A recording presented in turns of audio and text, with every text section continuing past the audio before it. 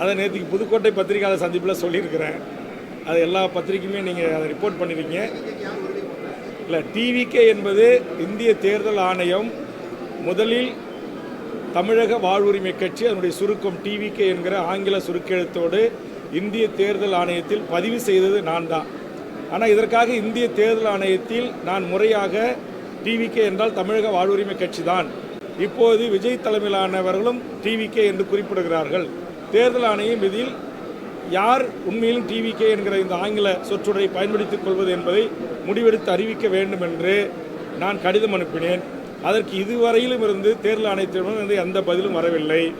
இப்போதுதான் தெரிகிறது தேர்தல் ஆணையம் டிவிகே என்றால் அது விஜயா அல்லது வேல்முருகன் தலைமையிலான தமிழக வாழ்வுரிமை கட்சியா என்பதை இறுதியிட்டு எனக்கான உத்தரவை வழங்காமல் இருப்பதனுடைய பின்னணி எல்லாம் இப்போதுதான் கொஞ்சம் கொஞ்சமாக வெளிவந்து கொண்டிருக்கிறது.